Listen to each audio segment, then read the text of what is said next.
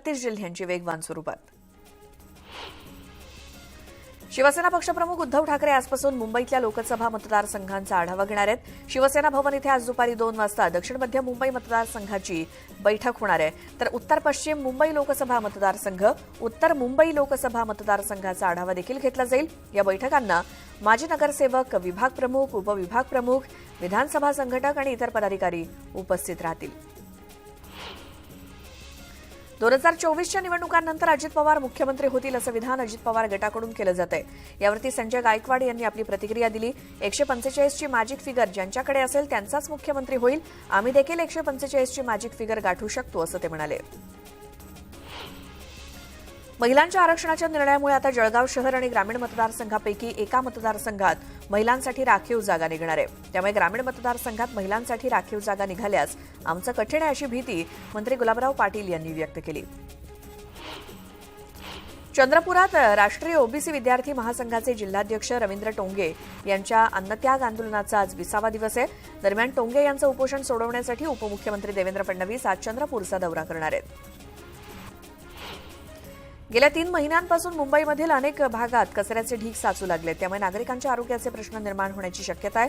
अशातच मुंबईकरांच्या हितासाठी तातडीनं ठिकठिकाणी साचलेल्या कचऱ्याची विल्हेवाट लावावी अशी मागणी आदित्य ठाकरेंनी केली. याबाबत त्यांनी मुंबई महानगरपालिकेचे आयुक्त इक्बालसिंह चहल यांना पत्र पाठवलंय. विधानसभा अध्यक्ष राहुल नार्वेकरांचा परदेश दौरा रद्द झालाय. नार्वेकर आंतरराष्ट्रीय परिषदेसाठी घाना इथे जाणार होते.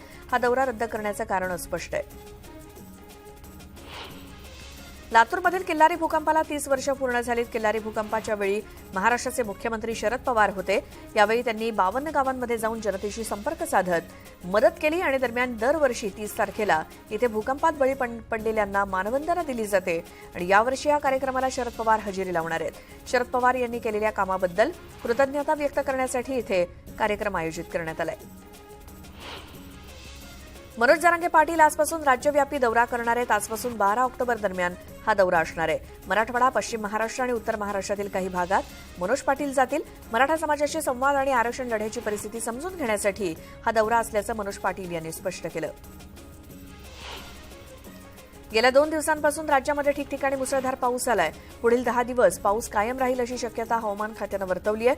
संपूर्ण महाराष्ट्रामध्ये 1 ऑक्टोबरपर्यंत मध्यम ते मुसळधार पावसाची शक्यता आहे. तर 2 ऑक्टोबरपासून भंडारा, गोंदिया, गडचिरोली तसंच सातारा, सांगली, कोल्हापूर, सिंधुदुर्ग हे जिल्हे वगळता उर्वरित संपूर्ण महाराष्ट्रात उघडीप होण्याची शक्यता आहे अशी माहिती हवामान तज्ज्ञांनी दिली. सप्टेंबर महिन्यात पाऊस पडल्यामुळे मुंबईकरांवरती असलेली पाणी कपातीची समस्या आता मिटली आहे. मुंबईला पाणीपुरवठा करणाऱ्या 7ही तलावांमध्ये शुक्रवारी 99.33% इतक्या पाणीसाठ्याची नोंद झाली. धरणांमध्ये उपलब्ध असलेला पाणीसाठा वर्षभर पुरेल इतका असल्यामुळे आता पाणी कपात करण्याची आवश्यकता नसल्याचं मुंबई महानगरपालिकेच्या जल अभियंता विभागातील वरिष्ठ अधिकाऱ्यांनी स्पष्ट केलं. नाशिक जिल्ह्यातील कांदा व्यापाऱ्यांनी विविध मागण्यांसाठी लिलाव बंद ठेवलाय. परिणामी वाशी कृषी उत्पन्न बाजार समितीमध्ये कांद्याची आवक घटल्यामुळे कांदा महागलाय आणि घाऊक बाजारात 2 रुपयांनी तर किरकोळ बाजारात 5 रुपयांना कांद्याचे दर वाढलेत. गेल्या अनेक वर्षांपासून जळगावातील रामेश्वर कॉलनीमध्ये रस्ते असतील, गटारासह किंवा पाण्याची मोठी समस्या निर्माण झाली आहे. या समस्या मार्गी लागाव्यात यासाठी या परिसरातील संतप्त नागरिक रस्त्यावरती उतरले आणि नागरिकांनी याच परिसरात तब्बल 5 तास रास्ता रोको केला. आजी माजी नगरसेवकांनी नागरिकांची समजूत काढण्याचा प्रयत्न केला, मात्र नागरिक आपल्या मागण्यांवरती ठाम होते.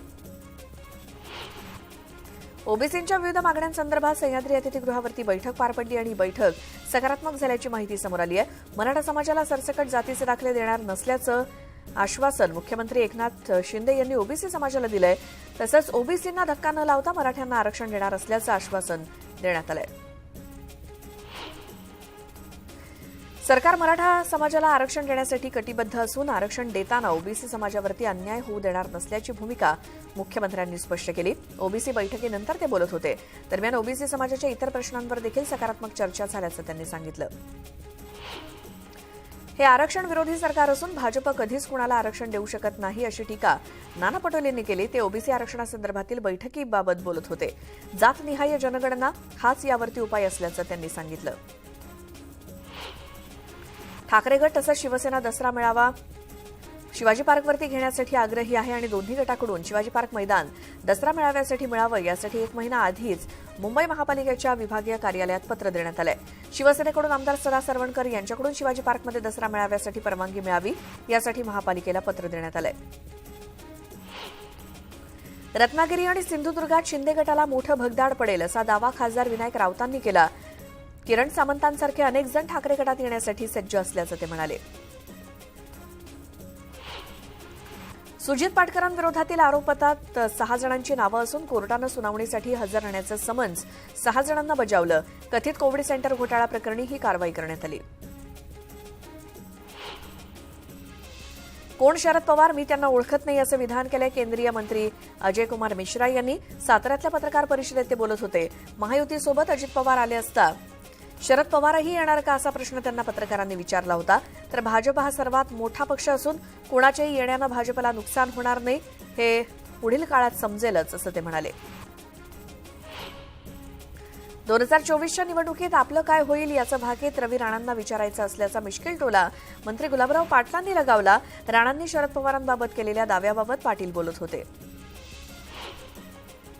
माजी आमदार रमेश कदम यांनी छगन भुजबळ यांच्यावरती गंभीर आरोप केलेत. छगन भुजबळ जेलमधून शरद पवारांना ब्लॅकमेल करत होते असा आरोप त्यांनी केला. जामीन मिळाला नाही तर मला वेगळा मार्ग स्वीकारावा लागेल असं म्हणत ते ब्लॅकमेल करत होते आणि रमेश कदम आणि छगन भुजबळ काही दिवस जेलमध्ये होते. यावेळी त्यांनी जेलमधील अनुभव सांगितला. पत्राचाळमध्ये मराठी माणसं राहत नव्हती का असा सवाल करत नितेश राणेंनी राऊतांवरती पलटवार केला. मुलुंडमधील घटनेला भाजप आणि शिंदे जबाबदार असल्याचा आरोप राऊतांनी केला होता. मुंबईत मराठी माणसाला घरं देण्यापासून डावलल्यानं या संदर्भात नियम करण्याची आवश्यकता आहे. या संदर्भात असे नियम करावे की जेणेकरून घर डावलता येणार नाही अशी भूमिका नीलम गोऱ्हे यांनी घेतली. वंचित बहुजन आघाडीचे अध्यक्ष प्रकाश आंबेडकर यांनी राज्यभर सभांचा धडाका लावलाय. आगामी निवडणुकीच्या पार्श्वभूमीवर आंबेडकरांनी तयारी सुरू केली आहे. लोकसभेच्या 48 जागांवरती निवडणुका लढवणार असल्याचं प्रकाश आंबेडकरांनी स्पष्ट केलं. अकोला लोकसभेची जागा लढवणार असल्याचं प्रकाश आंबेडकरांनी सांगितलं. वाशिम जिल्ह्यातील 3,655 कोटी रुपयांच्या विकास कामांचा लोकार्पण सोहळा तसंच 595 कोटी रुपयांच्या विकास कामांचा भूमिपूजन सोहळा केंद्रीय मंत्री नितीन गडकरी यांच्या हस्ते पार पडला. राजकारणात खोटं बोलण्याची काहीच गरज नाही. तुम्ही जर चांगलं काम केलं असेल तर लोक तुम्हाला मानतात. त्यासाठी पोस्टर बॅनर लावण्याची काहीच गरज नसते असा टोला मंत्री नितीन गडकरी यांनी विरोधकांना लगावला. बुलडाणा शहरातील अस्वच्छतेच्या मुद्द्यावरून महाविकास आघाडी आक्रमक झाली. शहरातील स्वच्छतेकडे महापालिका प्रशासनाचं दुर्लक्ष होत असून निविदा न काढता कंत्राट दिल्याचा आरोप आमदार धीरज लिंगाडे यांनी केला. त्याचसोबत अवैध धंद्यांवरती कारवाई करण्याची मागणी सुद्धा त्यांनी केली. पंतप्रधान नरेंद्र मोदींच्या वाढदिवसानिमित्तानं सोलापुरातील करकंबमध्ये शासन आपल्या दारी कार्यक्रमाचं आयोजन करण्यात आलं. यावेळी ग्रामस्थांमध्ये शासकीय कागदपत्रांचं वाटप करण्यात आलं. 15 ऑक्टोबरपासून कोल्हापूर ते मुंबई दैनंदिन विमानसेवा सुरू होणार आहे. स्टार एअरकडून या विमान प्रवासाचं वेळापत्रक जारी करण्यात आलंय. हार्बर रेल्वे मार्गावर संध्याकाळच्या सुमारास प्रवाशांचा खोळंबा झाला होता. अप आणि डाऊन मार्गावरील लोकल 20 ते 25 मिनिटं उशिरानं धावत असल्यामुळे पनवेल स्टेशनवरती प्रवाशांची मोठी गर्दी झाली होती. मावळमध्ये डॉल्बी बंद करा असं सांगितल्याच्या रागातून टोळक्यानं एका कुटुंबाला मारहाण केली. सोमटणे फाटा इथे झालेल्या शिंदे कुटुंबातील मुलाचं निधन झालंय. त्यामुळे घरासमोर डॉल्बी लावू नका असं सांगण्यात आलं. याचा राग मनात धरून टोळक्यानं मारहाण केली. या प्रकरणी 21 जणांना अटक झाली आहे. बुलडाण्यातील कवठळ गावामध्ये 2 गटात वाद झाला. या घटनेनंतर गावात तणावपूर्ण वातावरण निर्माण झाले. या प्रकरणी पोलिसांकडून अधिक तपास सुरू आहे. अहमदनगरमध्ये गौतमी पाटीलचा स्वीय सहाय्यक कार्यक्रम आयोजित करणाऱ्या मंडळाच्या अध्यक्षांवरती तोफखाना पोलीस ठाण्यात गुन्हा दाखल झालाय. परवानगी नसतानाही कार्यक्रम आयोजित केल्याप्रकरणी ही कारवाई झाली आहे. वाशिम जिल्ह्यातील सारसी गावामध्ये एका म्हशीनं चक्क 2.5 तोळे सोन्याची पोत खाल्ली आणि अखेर शस्त्रक्रियेनंतर ही पोत बाहेर काढण्यात आली. महिलेनं पोत चाऱ्याच्या भांड्यात ठेवली होती. चाऱ्यासह म्हशीनं पोत देखील खाल्ली. इंदापुरात माळेगाव सहकारी साखर कारखान्याच्या सर्वसाधारण सभेत गदारोळ झाला. संचालक रंजन तावरे यांनी कार्यकारी संचालकांना अर्वाच्य शिवीगाळ केल्याचा आरोप करण्यात आला. यावरून सभेतलं वातावरण चिघळलं होतं. दौंडमध्ये भीमा सहकारी साखर कारखान्याच्या वार्षिक सर्वसाधारण सभेच्या वेळी वातावरण तापलं होतं. राहुल कुल यांच्या अध्यक्षतेखाली सर्वसाधारण सभा झाली, तर दुसरीकडे वार्षिक अहवालात संस्थापक अध्यक्ष मधुकरराव शेतोळे यांचा फोटो न छापला गेल्यामुळे कारखान्याच्या गेटवरती काही जणांनी ठिय्या आंदोलन केलं. अकोल्यात कृषी विद्यापीठाकडून शिवार फेरीचं आयोजन करण्यात आलं.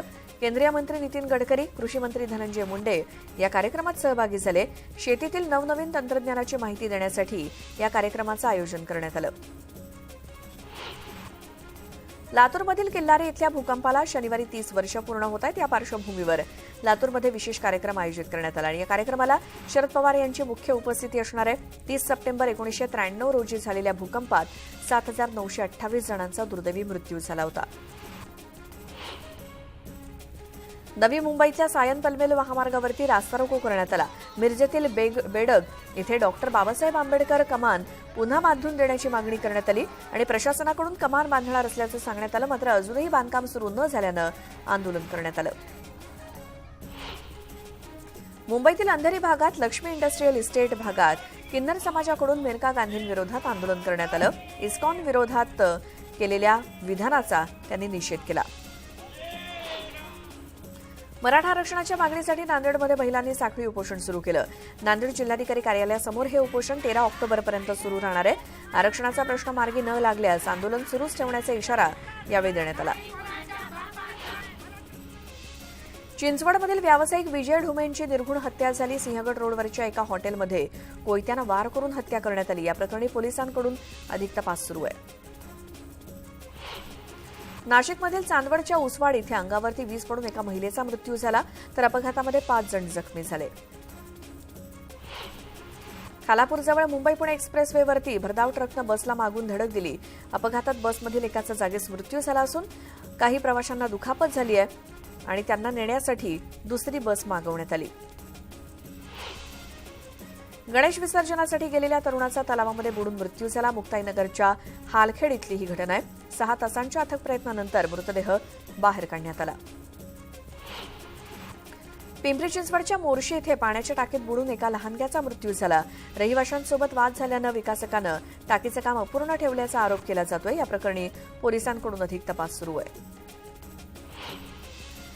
पन्हाळा तालुक्यातील कोडोली इथे गणपती विसर्जन मिरवणुकीत लोखंडी पाईपमध्ये सुतळी बॉम्ब फोडल्यानं तरुण गंभीर जखमी झाला. डोळ्याला इजा झालेल्या संभाजी चव्हाणवरती रुग्णालयात उपचार सुरू आहेत. गंगाखेड तालुक्यातील डोंगरपिंपळा आणि भांडेवाडी या दोन्ही ठिकाणी वीज पडून 3 मृत्यू झालाय, तर 3 जण जखमी झालेत. जखमींना गंगाखेड इथल्या शासकीय रुग्णालयात दाखल करण्यात आलं. अकोला एमआयडीसी परिसरात एका ट्रकला भीषण आग लागली. आगीमध्ये चालक गंभीर जखमी झाला. सध्या जखमीवरती शासकीय रुग्णालयात उपचार सुरू आहेत. लोणावळ्यात लायन्स पॉइंट इथे दरीमध्ये पडून एकाचा मृत्यू झाला होता. 5 दिवसांनंतर मृतदेह बाहेर काढण्यात शिवदुर्ग रेस्क्यू टीमला यश आलं. आजारपणाला कंटाळून या व्यक्तीनं आत्महत्या केल्याचं बोललं जात आहे. नालासोपाऱ्यात वीज वाहक तारेला स्पर्श झाल्यानं महिलेचा मृत्यू झाला. या प्रकरणी महापालिका आणि महावितरण विरोधात कुटुंबियांकडून संताप व्यक्त करत कारवाईची मागणी करण्यात येते. आणखी काही अशाच बातम्या आपण पाहणार आहोतच, मात्र एका छोट्याशा ब्रेकनंतर.